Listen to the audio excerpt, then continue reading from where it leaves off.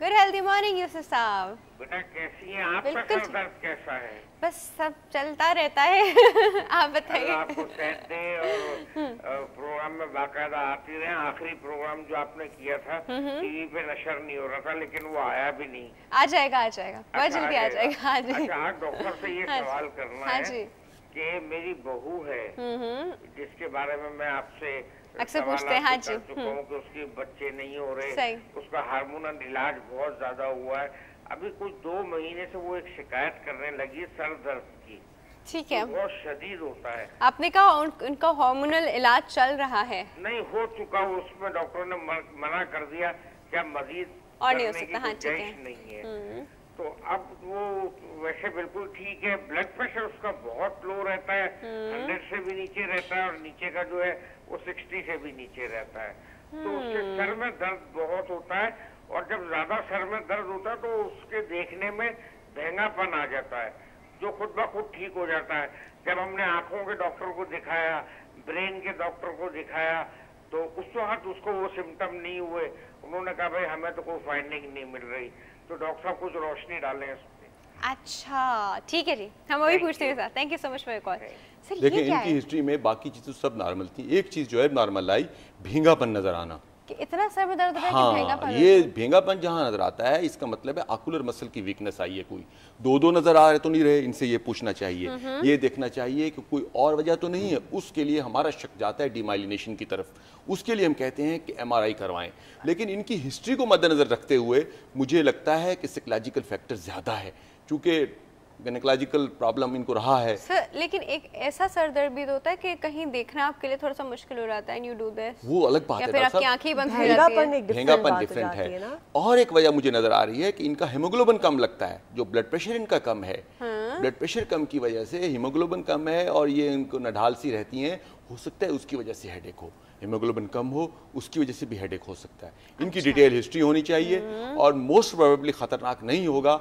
और इनसे वो जो पहला इशू उन्होंने बताया कि इनका ट्रीटमेंट हो चुका है और उससे रिलेटेड है इसका हेडेक, लेकिन फिर भी सर हार्मोन उनके बंद कर दिए, इनको इनफर्टिलिटी के उसके लिए ट्रीट कर रहे थे, और अब उन्होंने कहा कि नहीं कुछ नहीं हो सकता, तो जस्ट बस मेरा ख्याल है उससे शायद रिलेटेड हो कि पेशेंट ज़ाहिर है डिप्रेस हो जाता है। एक और चीज़ कि ये हार्मोन जो ऊपर नीचे होते हैं वो एक महीने में इनफर्टिलिटी की इन्होंने जो बात की कि बच्चा कंसीव नहीं हो रहा, और उसके साथ हेडेक का एसोसिएशन, कभी कभी एक छोटा सा ट्यूमर होता है, उसको प्रोलैक्टिनोमा कहा जाता है, हार्मोनल सॉर्ट ऑफ ट्यूमर होता है ब्रेन के अंदर, और इसमें भी हेडेक्स हो सकते हैं, और इनफर्टिलिटी इसके साथ एसोसिएटेड होती है। तो अगर प्रीवियसली कोई प्रोलैक्टिन लेवल उनका हुआ है तो उसको ज़रा रिव्यू कर लेना चाहिए, और अगर नहीं हुआ है तो वो ब्लड में करा लेना चाहिए, और अगर उसमें कोई प्रॉब्लम्स आते हैं तो फिर MRI की इंडिकेशन हो सकती है। अच्छा ठीक है, बाकी सब ठीक है, जितना कोई खतरनाक वाला कोई नहीं लगता, नहीं है अपेरेंटली नहीं लगता। ठीक है, हमारे पास एक कॉल है जी, अटेंड करते हैं। अस्सलाम वालेकुम। गुड हेल्दी मॉर्निंग, कौन बात कर रहा है?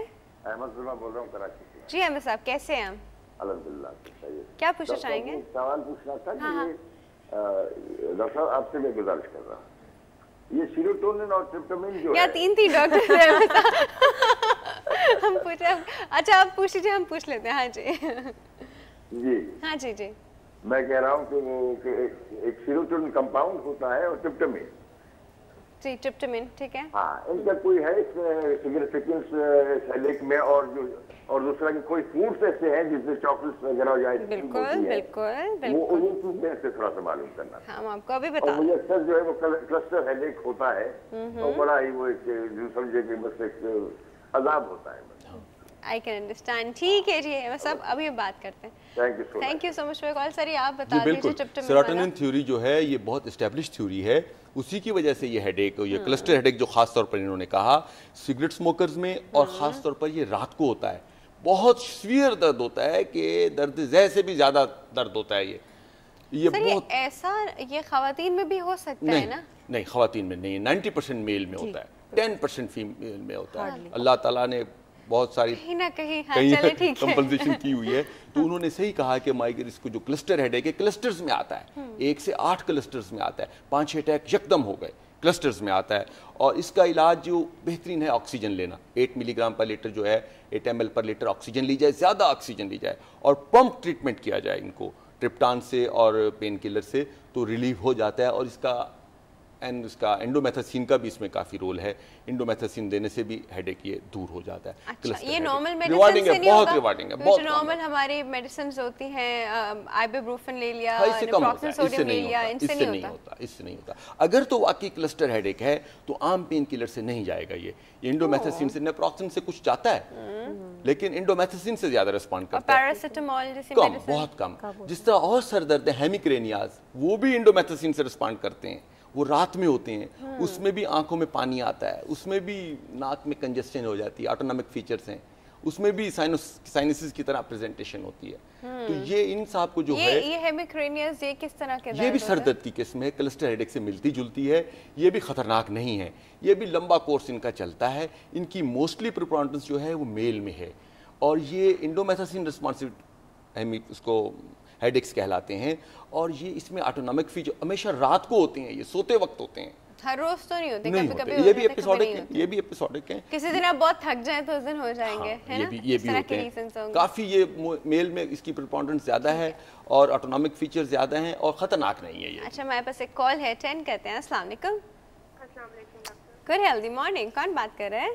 मिसेस आमिर बात कर रही हूं, कैसी हैं आप? बिल्कुल ठीक ठाक मिसेस आमिर, आप कैसे हैं? अल्लाह का शुक्र। आप अपना वो 3 बच्चों का हेडेक वाला तो नहीं बताने वाले? नहीं, वो प्रॉब्लम तो उन्हीं की वजह से हुआ है, डायरेक्टली इनडायरेक्टली। लेकिन ये कि मुझे मेरा ब्लड प्रेशर बहुत लो रहता है, और इतना लो रहता है, लाइक जैसे ब्लड प्रेशर का ऐसा है कि लो है, अगर आपने थोड़ी नींद पूरी कर ली या रेस्ट कर लिया तो वो सेट हो जाता है यूजुअली। अच्छा। लेकिन मेरा जब ड्रॉप होता है ब्लड प्रेशर, तो इतना शदीद के 5-5, 6-6 दिन वो नहीं सेट होता, और एट द एंड मुझे ड्रिप लगवानी पड़ती है।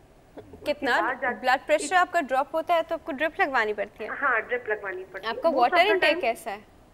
सॉरी, डिहाइड्रेटेड रहती है क्या आप? डिहाइड्रेटेड तो नहीं रहती, लेकिन मुझे पानी कम अच्छा लगता है। मैं बहुत कम पानी पीती हूँ क्योंकि मुझे पानी का टेस्ट अच्छा नहीं लगता। पानी टेस्टलेस? आप ना पानी वाला चेंज करके देखिए। टेस्टलेस इसीलिए तो अच्छा, या तो मुझे टाइम नहीं मिलता, या तो आप ये कह सकते हैं कि मुझे पानी पीने का टाइम नहीं मिलता। अच्छा, चलिए ठीक है, ओके। तो इतना अभी लास्ट वीक भी ऐसा ही हुआ है कि मेरा 5 दिन कंटिन्यू ब्लड प्रेशर लो रहा है। मैं काफी सोई भी, किसी ने बोला ये खा लो वो पी लो तो ठीक हो जाएगा, लेकिन फिर एट द एंड मुझे ड्रिप लगी है तो जाके मेरा ब्लड प्रेशर सेट हुआ। और हर डॉक्टर ये कहते हैं आप रेस्ट करें, आप नींद पूरी करें। अब ये तो आपको पता है कि मेरे लिए पॉसिबल नहीं है, मैं कैसे मुझे पता आपका इश्यू मुझे बिल्कुल अंदाजा है। अब उसके, लेकिन कोई डॉक्टर इसका हल नहीं बताता, बस बोलता है रेस्ट करें और नींद पूरी करें। इसके अलावा कोई हल है तो बता दें आप। आज हम डॉक्टर साहब दो बड़े एक्सपर्ट बैठे हैं, दोनों से पूछ के छोड़ते हैं, ठीक है? Thank you miss, thank you. इनके साथ है, इनकी हिस्ट्री में आपको थोड़ी सी बताया, ट्रिपलेट्स हो गए इनके एक साथ, ठीक है? तो अब आपको पता है एक बच्चा संभालना मुश्किल है, 3 बच्चे एक ही एज के, छोटे, एक रोता है, 2 रोते, तीनों लाइन लग जाती है, तो वो किस को संभाले? तो ना ये अपना ख्याल रखती है, ना अपने खाने पीने का। आप देख रहे पानी पीने का टाइम नहीं इनके पास, टेस्ट अच्छा नहीं लगता, दैट्स समथिंग एल्स। बट इस तरह के पास बिल्कुल आपने रेस्ट के लिए नहीं, तो उनको आपने इनकी हिस्ट्री सुन ली कि इनको ड्रिप लगानी पड़ेगी। डॉक्टर साहब, ड्रिप से तो हम खालिफ हैं। ड्रिप तो हेपेटाइटिस, बेशुमार बीमारियां पैदा करती है। अनटिल अनलेस डिहाइड्रेटेड हैं, कोई डायरिया है, कोई खतरनाक चीज़ है, ये शौकिया ड्रिप लगाने से जो है ना हमें डिस्करेज और ORS वगैरह से काम नहीं चलता। इनकी हिस्ट्री मुझे लगती है कि हीमोग्लोबिन बहुत कम है इनका, ट्रिपलेट हुए हैं इनको, हीमोग्लोबिन बहुत कम है इनका, ब्लड प्रेशर लो हो जाता है, मोस्टली वजह यही है। और दूसरी बात यही है कि पेन किलर की बजाय हम मसल रिलैक्सेंट को इनकरेज करते हैं कि आप दर्द की दवाइयाँ कम खाएं, मसल रिलैक्सेंट पट्ठों के खिंचाव वाली दवाइयाँ वो ज़्यादा इस्तेमाल करें, उससे सर दर्द ठीक होगा।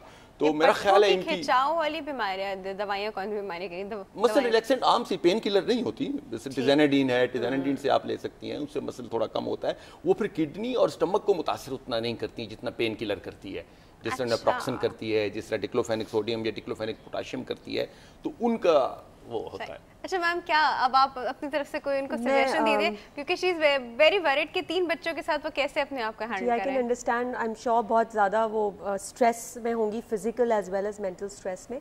एक तो ये कि पहले भी शायद हमने ये डिस्कस किया है कि लो ब्लड प्रेशर कोई बीमारी नहीं होती।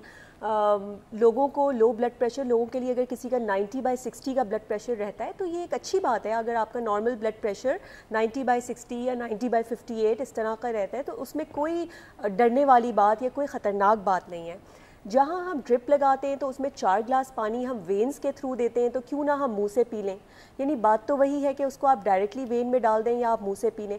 तो कोशिश करें कि बजाय इसके कि आप ड्रिप लगवाएं, पानी का इंटेक जैसे आपने उनको सजेस्ट कर रही थी आपके, पानी का इंटेक या ORS ले लें, ORS वाला निमकोल वाला पानी ले लें, लेकिन कोशिश करें ये जो है ना इंजेक्शंस अपने बॉडी में ना अप्लाई करवाएं। कुछ लोगों को मैंने देखा है कि मैम वो बिल्कुल भी उनको पानी वाकई में हालांकि टेस्टलेस होता है लेकिन फिर भी उनको पानी नहीं पसंद, तो आप उसको फ्लेवर करके पी लें, लेकिन पी तो लें। बिल्कुल पिए। और आई एम श्योर ये फीड भी करा रही होंगी, आई डोंट नो, लेकिन तो आप सोचें ना कितना पानी की रिक्वायरमेंट है, क्योंकि जो ह्यूमन मिल्क होता है, माँ का दूध होता है, उसमें 80% तो वाटर होता है, तो इतनी ज़्यादा रिक्वायरमेंट, एंड देन ट्रिपलेट्स, तो आप सोचिए कितनी रिक्वायरमेंट है इनकी वाटर की।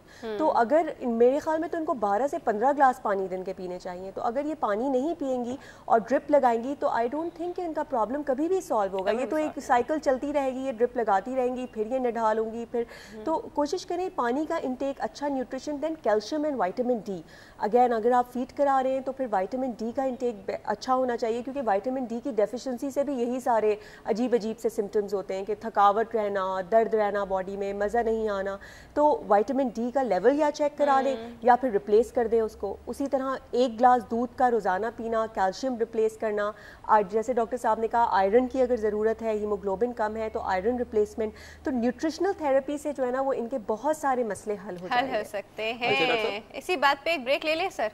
ब्रेक के बाद बात करेंगे फीमेल जो प्रेगनेंसी में हेडेक है उसके बाद ब्रेक के बाद अभी बात करते हैं जी उस बारे में। एक छोटी सी ब्रेक के बाद आप लोग कॉल करते रहिए, हम अभी वापस आ रहे हैं।